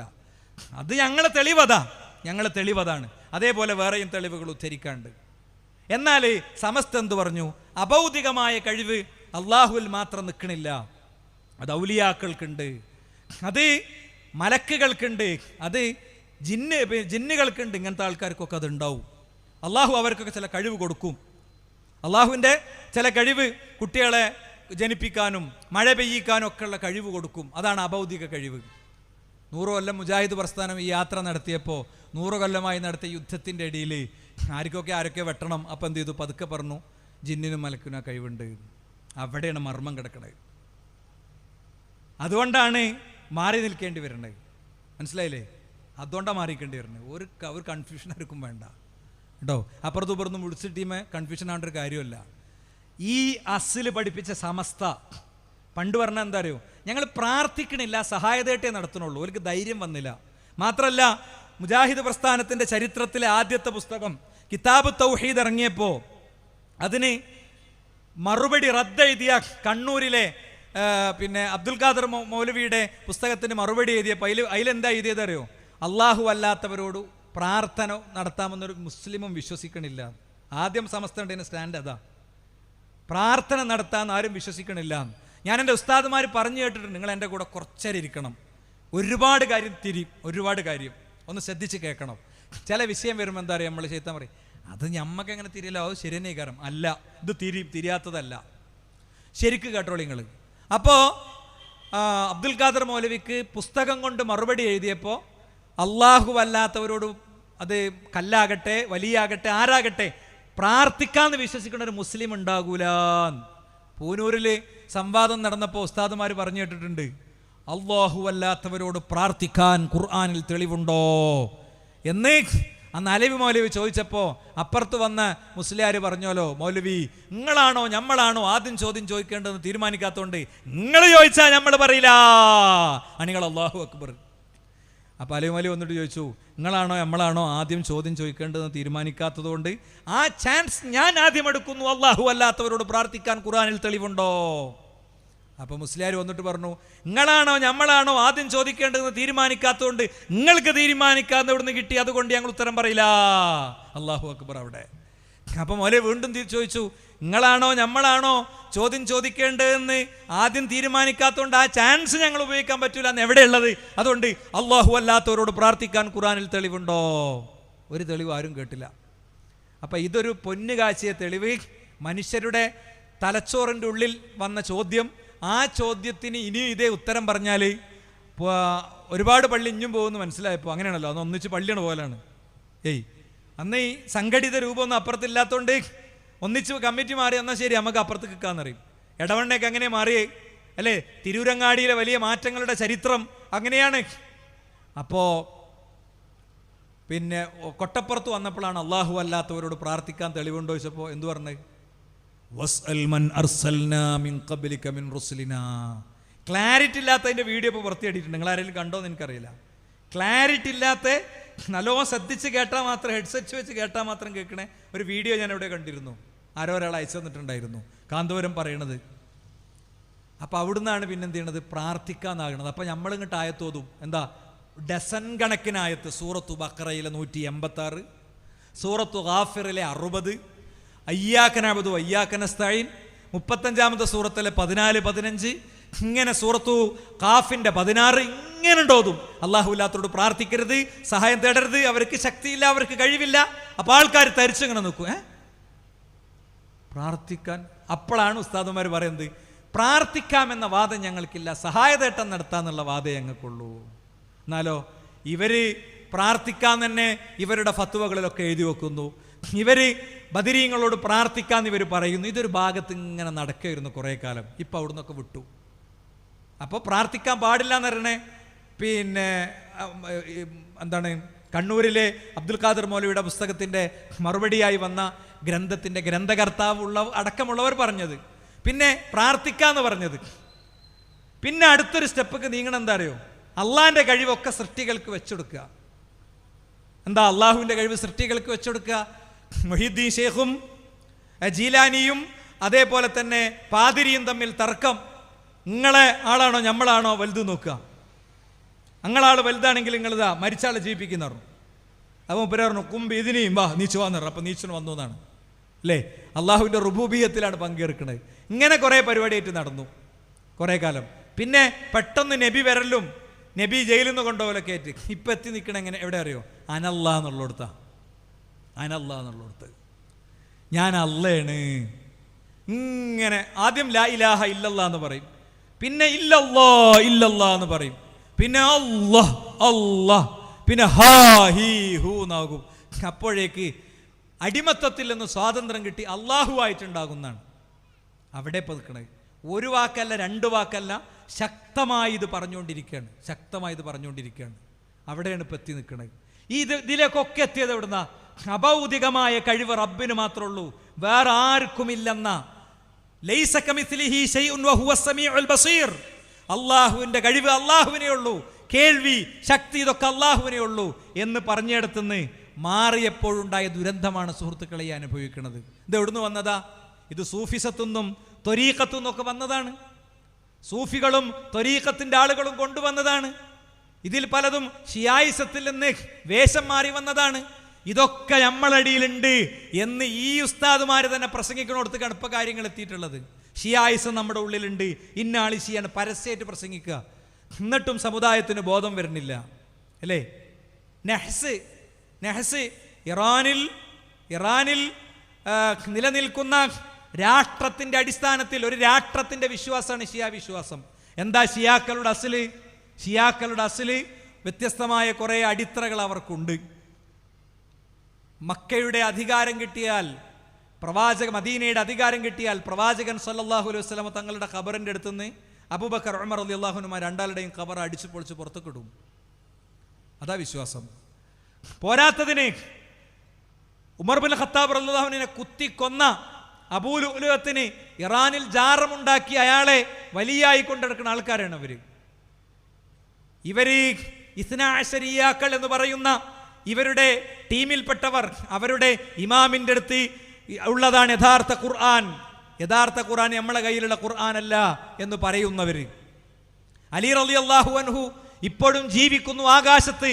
അദ്ദേഹം ഒന്ന് ചുമച്ചാൽ ഇടിപൊട്ടും, അദ്ദേഹം കുരച്ചാൽ ഇടിപൊട്ടും, അദ്ദേഹം ചിരിച്ചാൽ ഇടിമിന്നലാണത് എന്ന് വിശ്വസിക്കണവര്. മഹദിയായ ആയിഷ റളിയല്ലാഹു അൻഹ പ്രവാചകന് വിഷം കൊടുത്ത് കൊന്നതാണ് എന്ന് പ്രചരിപ്പിക്കണവര്. ഞാൻ ഇടക്കാലത്തെപ്പോഴോ ബഹ്റൈനിൽ പോയപ്പോൾ ബഹ്റൈനിൽ കംപ്ലീറ്റ് എല്ലാ സ്ഥലത്തും ഉമ്മുന ആയിഷ എന്നിങ്ങനെ സ്റ്റിക്കറുകളും ഹോർഡിങ്സുകളും ഇഷ്ടം പോലെ ഉണ്ടായിരുന്നു. നിങ്ങൾ റോട്ടിലിറങ്ങി നോക്കിയ ഹോർഡിങ്സിൽ കാണാം. നിങ്ങളൊരു ബിൽഡിങ്ങിലേക്ക് കയറി അവിടെ കാണാം, നിങ്ങളൊരു ലിഫ്റ്റിലേക്ക് കയറി അവിടെ കാണാം. എന്താ? ബഹ്റൈൻ ടിവിയിൽ ഒരു ഷിയ സംവാദത്തിനിടയിൽ പറഞ്ഞു, ആയിഷുമ്മയാണ് പ്രവാചകൻ സല്ലല്ലാഹു അലൈഹി വസല്ലം തങ്ങൾക്ക് ദീർഘകാലം കൊണ്ട് ബാധിച്ചു മരിക്കുന്ന വിഷം കൊടുത്തത്. അതിന് ബഹ്റൈനികൾ കൊടുത്ത ഉത്തരാണ്, ഞങ്ങളെ ഉമ്മനെ കുറിച്ചാടാ നീ പറഞ്ഞത്, നിന്റെ പ്രചാരണത്തിന്റെ മുന്നിലൊന്നും ഞങ്ങൾ വീണു പോകില്ലെന്ന് പറഞ്ഞത്. അഹ്ലുസുന്നയിലെ ലക്ഷക്കണക്കിന് മനുഷ്യരെ കൊന്നവർ, ബഷാർ അൽ ബുർദിന്റെ നേതൃത്വത്തിൽ ലക്ഷക്കണക്കിന് മനുഷ്യരെ കൊന്നവർ, അവർക്ക് ഏതെങ്കിലും യുദ്ധ സാഹചര്യത്തിൽ അവർ പറയുന്ന ഏതെങ്കിലും വീഡിയോകളുടെ BGMകൾക്ക് പിന്നിൽ ആവേശഭരിതരായി എന്നവർക്ക് ജയ് വിളിക്കുന്നവരാവുകയില്ല അഹ്ലുസുന്ന ഒരു കാരണവശാലും. ആരൊക്കെ എന്തൊക്കെ സോഷ്യൽ മീഡിയ യുദ്ധം കൊണ്ട് അറ്റാക്ക് ചെയ്യാൻ ശ്രമിച്ചാലും നെഞ്ചുറപ്പോടെ പറയും, ഇതാണ് ഷിയാക്കൾ അല്ലേ? അവര് എന്താണ് നെഞ്ചത്തടിച്ച് കർബല ദിനത്തിൽ ഇറങ്ങുക. ഹുസൈൻ റളിയല്ലാഹു അൻഹുവിനെ കൊന്നതാരാ? മൻ ഖതലൽ ഹുസൈൻ എന്ന പേരിൽ ഷിയായിസത്തിൽ നിന്ന് മടങ്ങിയ ഒരു മനുഷ്യന്റെ ഒരു പണ്ഡിതന്റെ ഗ്രന്ഥമുണ്ട്, അതിൽ അദ്ദേഹം സമർത്ഥിക്കുന്നുണ്ട്. ആയിരക്കണക്കിന് കത്തുകൾ അയച്ച് നിങ്ങൾ വരണം, നേതൃത്വം ഏറ്റെടുക്കണമെന്നാവശ്യപ്പെട്ട് ഹുസൈൻ റളിയല്ലാഹു അൻഹുവിനെ കൊന്നു. അല്ലെ, ഈ ആൾക്കൂട്ടത്തിൽ വെച്ച് ഒരാൾ ചോര വാർന്നു മരിച്ചാൽ ഈ ആൾക്കൂട്ടത്തിലുള്ളവരെ ആദ്യം സംശയിക്കണോ, അതല്ല വേറെ എവിടെയോ ഉള്ളവരെ സംശയിക്കണോ? 10,000-കണക്കിന് മനുഷ്യരുടെ നടുക്കെ ഹുസൈൻ റളിയല്ലാഹു അൻഹു കൊല ചെയ്യപ്പെട്ടു. ആ ഹുസൈൻ റളിയല്ലാഹു തന്നെ കൊന്നവര് അവരാണ് ഷിയാക്കൾ. അങ്ങനെ അവരുടെ യുദ്ധവും അവരുടെ മനുഷ്യാവകാശങ്ങളും അവരുടെ പ്രശ്നങ്ങളും അതൊന്നും നമ്മൾ അവഗണിക്കണില്ല. തീർച്ചയായും പശ്ചിമേഷ്യൻ രാഷ്ട്രങ്ങൾ ഉൾപ്പെടെയുള്ള ഇടങ്ങളിൽ ലോക പോലീസ് ചമഞ്ഞ് അമേരിക്ക കാണിക്കുന്ന തമ്മാടിത്തങ്ങളെയും 1 മിനിറ്റ് 1 സെക്കൻഡ് നമ്മൾ അംഗീകരിച്ചു കൊടുക്കണില്ല. പക്ഷേ ഖുമൈനി പഠിച്ച ഖുമൈനി ഉണ്ടാക്കിയ രാഷ്ട്രത്തിന്റെ അവസ്ഥ ഇത്. ഖുമൈനിനെ കുറിച്ച് പറഞ്ഞാൽ എന്താ അറിയോ? അയാളൊരു വീട്ടിൽ ചെന്നപ്പോൾ ഇയാൾ ഈ മൻ ഖത്തലൽ ഹുസൈൻ എന്ന ഗ്രന്ഥം എഴുതിയാൾ മടങ്ങാനുള്ള കാരണം പറയാ. ഈ എന്താ പറയാ, ഇയാള് ഒരു വീട്ടിൽ ചെന്നപ്പോൾ 6 വയസ്സായ കുട്ടിയെ മുത്തയെടുത്തു. 6 വയസ്സായ കുട്ടിയെ ബെഡ്റൂമിൽ കൊണ്ടുപോയി. അവർക്കത് ചെയ്യാം, നിശ്ചിത ദിവസം ഒരു മഹർ കൊടുത്തിട്ട് ഉപയോഗിച്ചിട്ട് തിരിച്ചു കൊടുക്കുക. ആ കുട്ടിയുടെ ആർത്തു കരച്ചിലുകൾ എൻ്റെ ഉള്ളിൽ വലിയ നൊമ്പരങ്ങൾ ഉണ്ടാക്കി എന്നാ മനുഷ്യൻ പറഞ്ഞിട്ടുണ്ട്. അപ്പോ ഉമർ ഇബ്നു ഖത്താബ് റളിയല്ലാഹു അൻഹുവിനെ കൊന്ന വ്യക്തിക്ക് ജാറം കെട്ടിയ നിശ്ചിത സ്വഹാബികളല്ലാത്തവരെ മുഴുവൻ കാഫിറായി ചിത്രീകരിക്കുന്ന പ്രവാചകൻ സല്ലല്ലാഹു അലൈഹി വസല്ലം തങ്ങൾ സ്വർഗത്തിലാണെന്ന് പറഞ്ഞവരെ അരാജകത്വത്തിന്റെ ആളുകളായി ചിത്രീകരിക്കുന്ന മുആവിയ റളിയല്ലാഹു അൻഹുവിനെ കുറിച്ച് എന്താ അല്ലാഹുവിന്റെ റസൂൽ പറഞ്ഞത്? ഉസ്തൂലേറിപ്പോകുന്ന നാവിക സംഘമേറിപ്പോകുന്ന ഒരു സംഘം വരാനുണ്ട്, അവർ സ്വർഗത്തിലാണെന്ന. അവരുടെ നേതാവായിരുന്നു മുആവിയ റളിയല്ലാഹു അൻഹു. അല്ലെ, ആ മുആവിയ റളിയല്ലാഹു അൻഹു അടക്കമുള്ളവർ നരകത്തിലാണെന്ന് പറയുന്ന, അത് മലയാളത്തിൽ എഴുതി വെക്കുന്ന, അത് പ്രചരിപ്പിക്കുന്ന ആളുകൾ, അവരുടെ വിശ്വാസങ്ങൾ നമ്മുടെ വീട്ടുകളിലേക്ക് എത്തുകയാണ്. അത് നമ്മളെ നെഞ്ചിലെത്തുക. എന്താ? നെഹ്സ് അവരുടെ വിശ്വാസമാണ്. കല്യാണ സദസ്സിലെത്തുകയാണ്, ചുമരിൽ തൂക്കുകയാണ്, പലയിടത്തും എത്തുകയാണ്. അപ്പോൾ അടിസ്ഥാനപരമായി കാര്യങ്ങളെ പഠിക്കാതെ മുന്നോട്ട് പോകുമ്പോൾ വലിയ ദുരന്തങ്ങൾ ജീവിതത്തിൽ ഉണ്ടാകുന്നുള്ള കാര്യം നമ്മൾ ഒരിക്കലും മറക്കരുത് കേട്ടോ. അതൊരിക്കലും നമ്മൾ മറക്കരുത്. പലപ്പോഴും വിഷയങ്ങളെ പഠിച്ച് അറിഞ്ഞ് സമീപിച്ച് ചെല്ലുമ്പോൾ ഇതിൽ വലിയൊരു വ്യത്യാസം ഉണ്ടാവും സഹോദരന്മാരെ. നോക്കങ്ങൾ, പ്രവാചകൻ സല്ലല്ലാഹു അലൈഹി വസല്ലം തങ്ങൾക്ക് തൊട്ട് ശേഷമുള്ള മനുഷ്യർക്ക് അവരുടെ ജീവിതത്തിൽ അബദ്ധങ്ങൾ പറ്റിയിട്ടില്ലേ? പിന്നെ നമുക്ക് എന്താ പറ്റൂല എന്ന്? ഇബ്നു മസ്ഊദ് റളിയല്ലാഹു അടുത്തേക്ക് അബൂ മുസ അശ്അരി റളിയല്ലാഹു അൻഹു ഓടി ചെന്നിട്ട് അദ്ദേഹത്തോട് പറയാണ്, പള്ളിയിൽ ഞാനൊരു ദിക്ർ ഹൽക്ക കണ്ടു, സുബ്ഹാനല്ലാഹി അല്ലാഹു അക്ബർ ലാ ഇലാഹ ഇല്ലല്ലാഹ് എണ്ണം പിടിച്ച് ചെല്ലുകയാണ്. എന്താ അദ്ദേഹം ചോദിച്ചത്? അഫല അമർതഹും അയഉദു മിൻ സയ്യാതിഹിം, അവരുടെ പാപം നിനക്ക് എണ്ണാൻ പറഞ്ഞുകൂടായിരുന്നു എന്നാണ്. ഇത് പോരെ സഹോദരന്മാരെ? അവർ വന്നിട്ട് പ്രവാചകന്റെ സ്വഹാബത്ത് ഇവിടെ അല്ലേ? അവർ മരിച്ചു തീർന്നിട്ടില്ല. പ്രവാചകൻ ഉപയോഗിച്ച പാത്രങ്ങൾ അത് പൊട്ടിപ്പോയിട്ടില്ല. പ്രവാചകന്റെ വസ്ത്രങ്ങൾ നുരുമ്പിപ്പോയിട്ടില്ല. അതിനു മുമ്പ് നിങ്ങൾ ഇസ്ലാമിൽ ഇങ്ങനെയൊക്കെയാണ് കാണിച്ചു കൂട്ടുന്നത്. എന്തിനെ കുറിച്ച് പറഞ്ഞതാ? പള്ളിയിലിരുന്ന് ബീഡിയൽച്ചിനെ കുറിച്ച് പറഞ്ഞല്ല, വെള്ളടിച്ചിനെ കുറിച്ച് പറഞ്ഞല്ല, അവർ വട്ടം കൂടി ദിക്ർ ചൊല്ലിനെ കുറിച്ച് പറഞ്ഞതാ. അപ്പോൾ ഓരോരുത്തർക്ക് തോന്നുന്നത്, ഒരു ഉസ്താദ് വന്നാൽ മൂപ്പർക്ക് തോന്നുന്ന ഒരു പ്രത്യേക ദിക്ർ, വേറെ ഉസ്താദ് പോകുമ്പോൾ അത് ഒഴിവാക്കിയിട്ട് വേറൊന്ന്, ഇങ്ങനെ ഓരോരുത്തർക്ക് തോന്നിയത് ഉണ്ടാക്കാനുള്ള അവകാശം യഥാർത്ഥത്തിൽ സുഹൃത്തുക്കളെ ഇസ്ലാമിലുണ്ടോ? അങ്ങനെ ചെയ്യാൻ പറ്റുമോ? ഒരു 3-4 പോയിന്റ് ഒന്ന് പരിശോധിക്കാം നമുക്ക്. പ്രവാചകൻ സല്ലല്ലാഹു അലൈഹി വസല്ലം തങ്ങൾ ഒരു ദിക്ർ പഠിപ്പിക്കുകയാണ്. ഇദാ അതൈത മൽജഅക്, നീ നിന്റെ ബെഡ്റൂമിൽ ചെന്നാൽ ഒളൂടത്തിന്റെ ശേഷം ഈ ദിക്ർ ചൊല്ലണം. അല്ലാഹുമ്മ അസ്ലംതു നഫ്സി ഇലൈക് വഫവ്വൽതു അംരി ഇലൈക് വവജ്ജഹ്തു വജ്ഹി ഇലൈക് വഅൽജഹ്തു ളഹ്രി ഇലൈക്.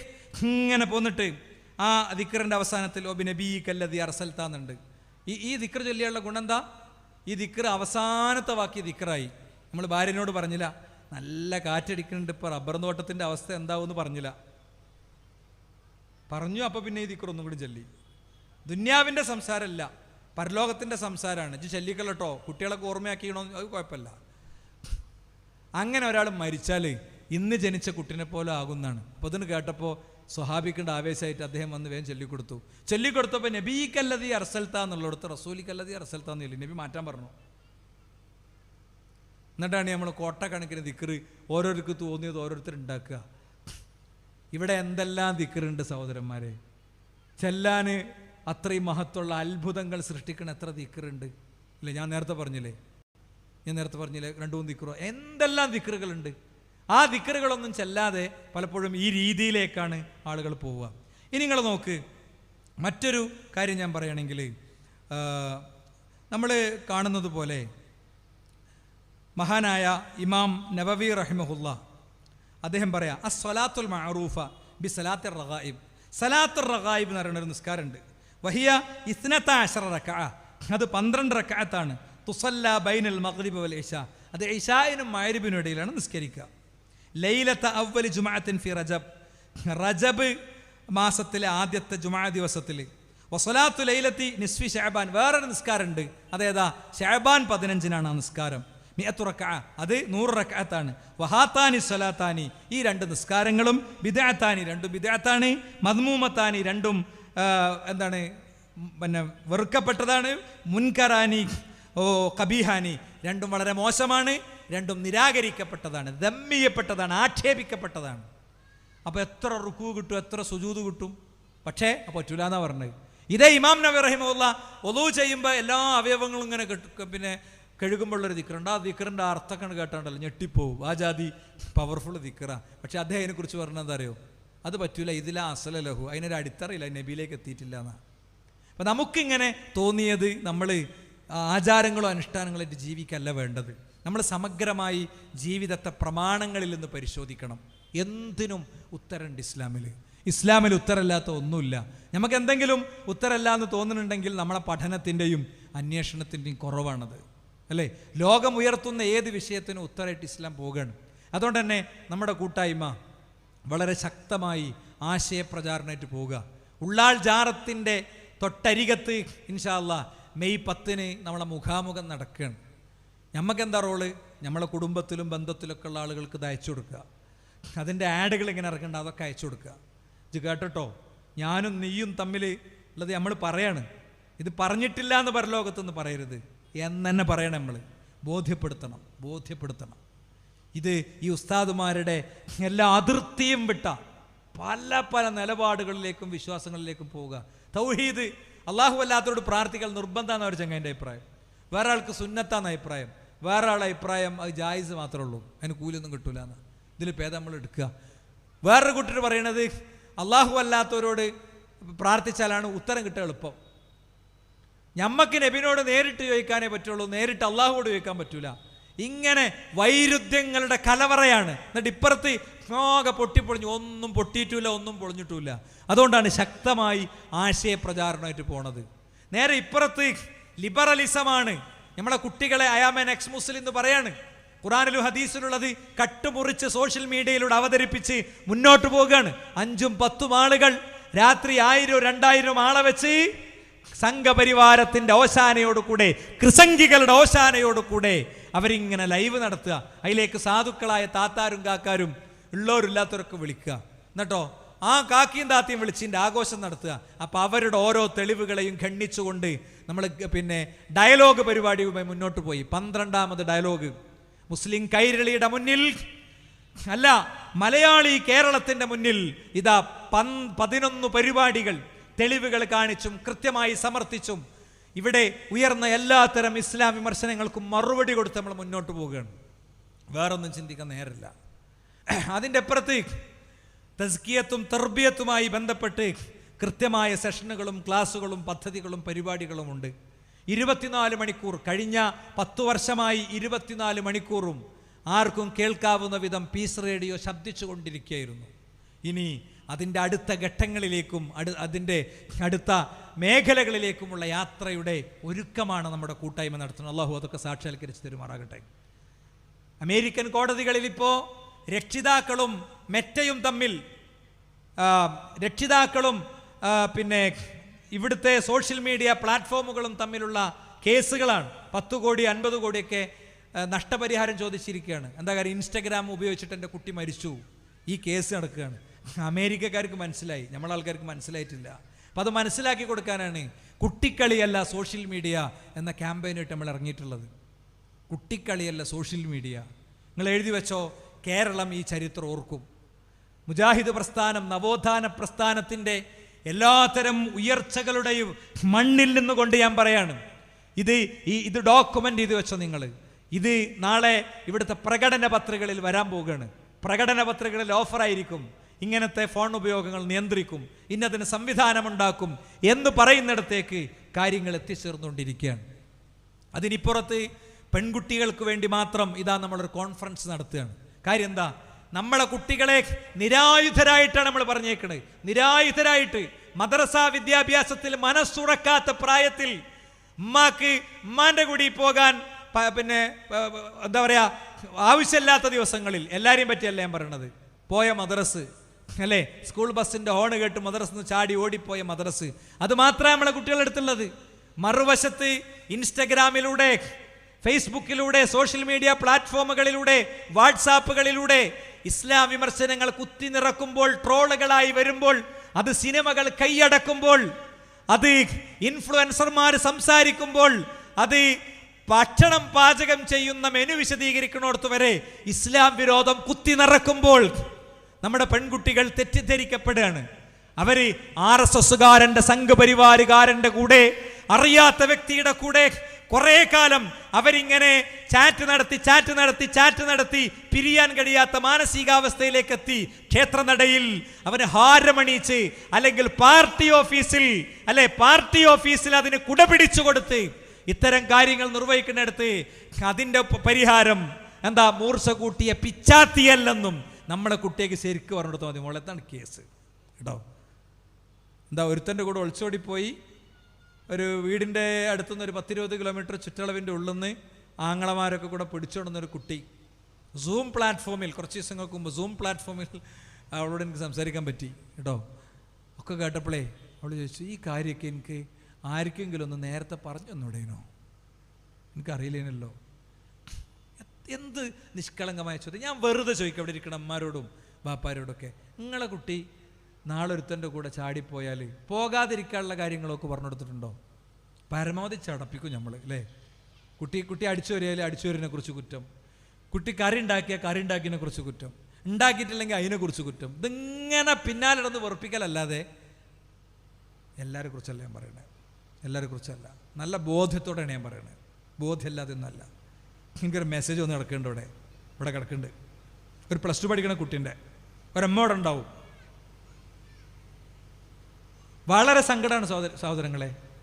ഒരു കുട്ടി ഈ ചെറിയ പ്രായത്തിൽ അവൾ അത്രയെങ്കിലും ചെയ്യണമെന്നുള്ള വലിയ കാര്യമല്ലേ. നമുക്ക് നമ്മളെ കുട്ടികളോട് മുണ്ടാൻ സമയമില്ല, വർത്തമാനം പറയാൻ സമയമില്ല അല്ലേ, ഒക്കെ തൊണ്ടോണ്ട് മാത്രം സംസാരിക്കാനേ സമയമുള്ളൂ. അപ്പോൾ അതിന് സമ്മറൈസ് മോറൽ സ്കൂളിൽ സംവിധാനം ഉണ്ടാക്കി ഒക്കെ ആവുമ്പോൾ നമുക്കത് അറിയുന്നല്ല.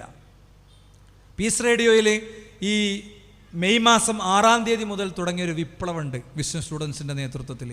LP UP കുട്ടികൾക്ക് വേണ്ടി വലിയ ഒരു മുന്നേറ്റമാണ് നടക്കുന്നത്. ഓരോന്നവർക്ക് പറഞ്ഞ് മനസ്സിലാക്കി കൊടുക്കുന്നു, ആക്ടിവിറ്റീസ് കൊടുക്കുന്നു.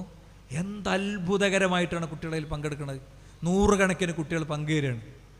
എൻ്റെ മക്കളൊന്നും കാര്യത്തിൽ എനിക്കൊരു റിസ്ക്കും ഇല്ലപ്പോൾ. കാരണം അതിനൊരു ഷെഡ്യൂൾ കൊടുത്തിട്ടുണ്ട് അവിടുന്ന്. ആ ഷെഡ്യൂൾ അനുസരിച്ച് നിസ്കാരത്തിൻ്റെ സമയം നിസ്കാരം ആവുന്നു, ഒരു ടിക്കിടുന്നു, അങ്ങനെ പോവാണ് ഭയങ്കര സംഭവമായിട്ട്.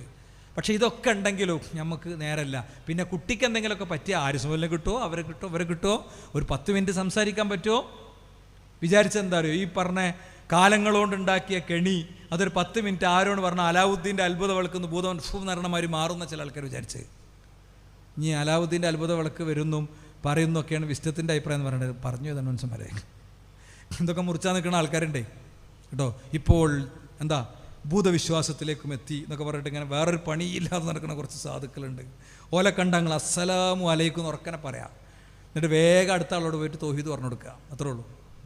അതുകൊണ്ട് ഞാൻ എൻ്റെ സംസാരോട് അവസാനിപ്പിക്കുകയാണ്. നമുക്ക് ഓരോരുത്തർക്കും നമ്മളെ വിചാരണ ഒരു വല്ലാത്ത വിചാരണയ്ക്കാരം. എന്താ, ഖുർആൻ പഠിക്കാൻ പറപ്പൂർ ഉസ്താദിൻ്റെ പരിഭാഷ, അത് പോരെങ്കിൽ വിശദീകരണ അമാനിമോലിൻ്റെ പരിഭാഷ. ഇനി ക്ലാസ് പോയി പഠിക്കണമെങ്കിൽ ഖുർആൻ ഹദീസ് ലേണിംഗ് സ്കൂള്.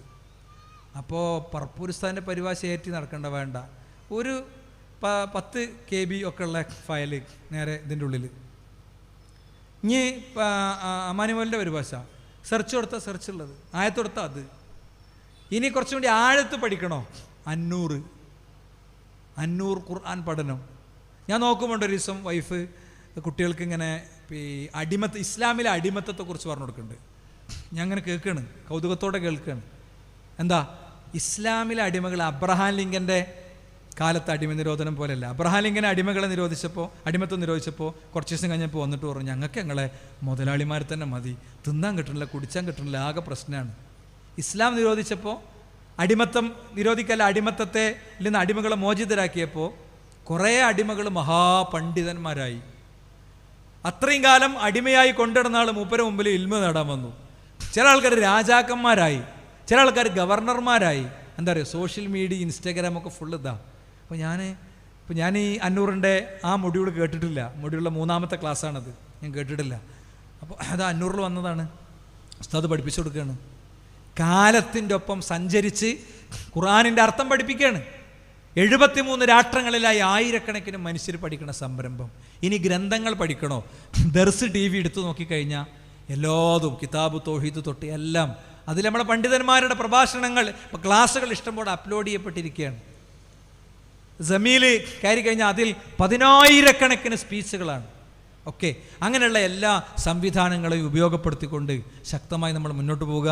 ഇത് പരിപാടികളുടെ അവസാനമാകരുത്. തൗഹീദിൻ്റെ ശബ്ദം ഒരിക്കലും കേൾക്കാത്ത KM മൗലവിയും ഉമർ മൗലവിയും നടന്നു നീങ്ങി ദൗത്യം നിർവഹിച്ച മണ്ണിൻ്റെ പരിസരങ്ങളിൽ, കൊച്ചു കിലോമീറ്ററുകൾക്കരികിൽ തൗഹീദ് ഒരു തവണ പോലും കേൾക്കാത്ത പ്രദേശങ്ങളുണ്ട്. അത് ലിസ്റ്റ് ചെയ്യണം. അത് ലിസ്റ്റ് ചെയ്തിട്ട് അവിടെ പോയി നമ്മൾ കാര്യങ്ങൾ പറയണം, അയൽക്കൂട്ടങ്ങൾ സംഘടിപ്പിക്കണം, വിഷയങ്ങളുമായിട്ട് പോകണം. ശക്തമായ മുന്നേറ്റങ്ങൾക്ക് നമുക്ക് സമയമുണ്ടാകണം. അതിന് ഓരോരുത്തരും അവരുടെ സ്കില്ലുകളൊക്കെ ദീനീ രംഗത്ത് കൊടുത്ത് മുന്നോട്ട് പോകുക. അള്ളാഹു നമ്മിൽ നിന്ന് സ്വീകരിക്കുമാറാകട്ടെ. അവൻ്റെ മുഅ്മിനുകളിൽ, മുഖ്ലിസുകളിൽ, മുത്തഖീങ്ങളിൽ നമ്മെ ഉൾപ്പെടുത്തുമാറാകട്ടെ. വളരെ അപ്രതീക്ഷിതമായി മക്കളെ നഷ്ടപ്പെട്ട നമ്മുടെ സഹോദരൻ, അദ്ദേഹത്തിനും അദ്ദേഹത്തിൻ്റെ ഭാര്യയ്ക്കും മക്കൾക്കും അവരുടെ മാതാപിതാക്കൾക്കും ഒക്കെ അല്ലാഹു സുബ്ഹാനഹു വ തആല സബറിനെ കൊടുക്കുമാറാകട്ടെ. രോഗികളായ നമ്മുടെ പണ്ഡിതന്മാരും സുഹൃത്തുക്കളൊക്കെ ഉണ്ട്, അവർക്ക് അള്ളാഹു ശമനത്തെ നൽകുമാറാകട്ടെ. പലപ്പോഴും വിവാഹപ്രായമെത്തിയിട്ടും വിവാഹം ലഭിക്കാത്ത ആൺകുട്ടികളും പെൺകുട്ടികളൊക്കെ ഉണ്ട്, അവർക്ക് അള്ളാഹു അവരുടെ വിവാഹത്തെ എളുപ്പമാക്കി കൊടുക്കുമാറാകട്ടെ. സ്വാലിഹീങ്ങളായ ഇണകളുമായി ഒത്തുചേരാനുള്ള തൗഫീഖിനെ കൊടുക്കുമാറാകട്ടെ. ഒരു വീടില്ലാത്തവരുണ്ട്, അവർക്ക് അള്ളാഹു അവരുടെ വീടെന്ന സ്വപ്നം സാക്ഷാത്കരിച്ചു കൊടുക്കുമാറാകട്ടെ. പരസ്പരം പിണങ്ങിയും തെറ്റിയൊക്കെ കഴിയുന്ന കുടുംബാംഗങ്ങളുണ്ട്, അവർക്ക് അല്ലാഹു സുബ്ഹാനഹു വ തആല അവരുടെ ഉള്ളിൽ വെളിച്ചം പകരട്ടെ. അവർക്ക് പരസ്പരം സ്നേഹ പുഞ്ചിരികളോടെ ഒത്തുചേരാനുള്ള തൗഫീഖിനെ കൊടുക്കുമാറാകട്ടെ. ആഴത്തിൽ പഠിക്കാനും മനസ്സിലാക്കാനും കഴിയും മുമ്പേ വിട്ടുപോയ മാതാപിതാക്കളുണ്ട്, അവർക്ക് അല്ലാഹു സുബ്ഹാനഹു വ തആല മഗ്ഫിറത്തിനെ കൊടുത്ത് നാളെ സ്വർഗ്ഗത്തിൽ നമുക്കെല്ലാവർക്കും ഒന്നിക്കാനുള്ള തൗഫീഖിനെ നൽകുമാറാകട്ടെ. തൗഹീദിൻ്റെ പഠയണിയെ അള്ളാഹു കൂടുതൽ ശക്തിപ്പെടുത്തുമാറാകട്ടെ. നമ്മുടെ കുറവുകളും പോരായ്മകളും പരിഹരിക്കുന്ന വ്യക്തികളെയും സംവിധാനങ്ങളെയും ഒക്കെ അള്ളാഹു നമുക്ക് നൽകുമാറാകട്ടെ. ലോകത്തെമ്പാടും തൗഹീദിൻ്റെ പ്രചാരണങ്ങൾക്ക് ശക്തി പകരുന്ന വലിയ ദൗത്യങ്ങൾക്ക് നേതൃത്വം നൽകുന്ന മഹാപണ്ഡിതന്മാരെ അള്ളാഹു സൃഷ്ടിക്കുമാറാകട്ടെ. അകല ഗസയിൽ വിഭാര്യന്മാരായി വിധവകളായി കഴിയുന്നവർക്ക് അള്ളാഹു സംരക്ഷകരെ കൊടുക്കുമാറാകട്ടെ. അനാഥബാല്യങ്ങൾക്ക് അവരുടെ രാഷ്ട്രത്തിൻ്റെ ആകാശത്ത് സ്വാതന്ത്ര്യത്തിൻ്റെ സൂര്യനുദിക്കുന്നതിന് സാക്ഷിയാകാനുള്ള മഹാഭാഗ്യത്തെ കൊടുക്കുമാറാകട്ടെ. ഖുദ്സിൻ്റെ സമ്പൂർണ്ണമായ മോചനത്തെ അള്ളാഹു സാക്ഷാത്കരിക്കുമാറാകട്ടെ. പശ്ചിമേഷ്യയിലെ യുദ്ധത്തിൻ്റെ കെടുതികൾ അവസാനിച്ച് ആശ്വാസപൂർവ്വം മനുഷ്യർക്ക് അവരുടെ ഉപജീവനങ്ങളിലേക്ക് തിരിച്ചു നടക്കാനും നാട് പഴയതിലേറെ സുന്ദരമായ ക്രമത്തിലേക്ക് നടന്നു നീങ്ങാനുമുള്ള തൗഫീഖിനെ അല്ലാഹു നൽകുമാറാകട്ടെ. ഭരണകൂടങ്ങളും സംവിധാനങ്ങളും സ്ഥാപിക്കപ്പെടുമ്പോൾ പ്രബോധനത്തിനും സ്വാതന്ത്ര്യത്തിനും ആവിഷ്കാര സ്വാതന്ത്ര്യത്തിനും ഇടം കിട്ടുന്ന മനുഷ്യ സൗഹാർദ്ദത്തിൽ അധിഷ്ഠിതമായ അന്തരീക്ഷം നമ്മുടെ നാട്ടിൽ സ്ഥാപിതമാക്കും വിധമുള്ള കാര്യങ്ങൾ സംഭവിക്കുമാറാകട്ടെ. അല്ലാഹുമ്മ ഗ്ഫിർ ലിൽ മുഅ്മിനീന വൽ മുഅ്മിനാത്ത്, അല്ലാഹുമ്മ അഇസ്ൽ ഇസ്ലാമ വൽ മുസ്ലിമീൻ വഅദിൽ ശിർക വൽ മുശ്രിക്കീൻ. ربنا آتنا في الدنيا حسنة وفي الآخرة حسنة ربنا وقنا عذاب النار. آمين آمين برحمتك يا أرحم الراحمين والحمد لله رب العالمين وصلى الله على محمد.